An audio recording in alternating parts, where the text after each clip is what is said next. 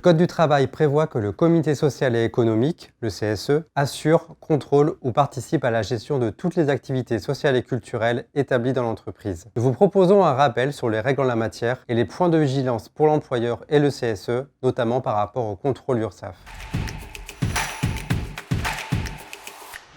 Il faut tout d'abord rappeler que dans les associations de plus de 50 salariés, le CSE dispose d'un budget dédié au financement des activités sociales et culturelles. Comme en atteste la jurisprudence, ces activités sont destinées aux salariés de l'entreprise, y compris les stagiaires, ou à leurs familles, sans discrimination. Elles doivent concourir à l'amélioration des conditions de vie et de travail du personnel, mais elles n'ont pas de caractère obligatoire. Ainsi, tous les salariés doivent en bénéficier sans distinction sous la forme de leur contrat de travail, qu'ils soient en CDD, CDI ou encore en contrat d'apprentissage ou de professionnalisation. Le CSE peut en revanche moduler les prestations en fonction de la situation de chaque salarié.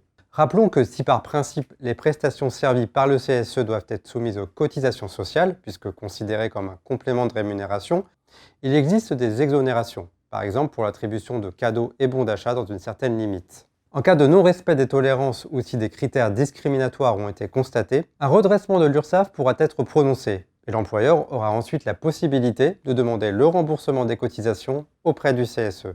Notez que l'URSSAF se retournera non pas vers le CSE, mais vers l'employeur, qui est considéré comme le seul responsable.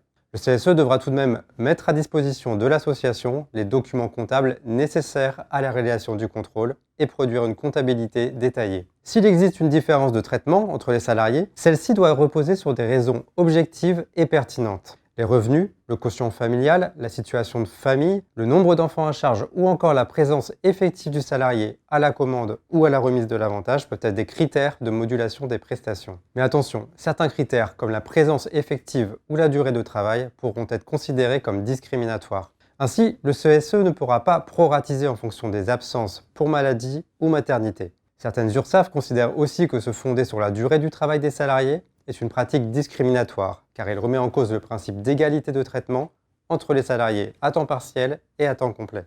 En revanche, il apparaît que la fixation d'un critère d'ancienneté dans la limite de 6 mois est possible. Dans le cadre de groupes de travail URSSAF, Nexem a travaillé à la production de documents sur cette thématique que vous pouvez retrouver sur la base documentaire du site nexem.fr. Merci pour votre écoute et à bientôt.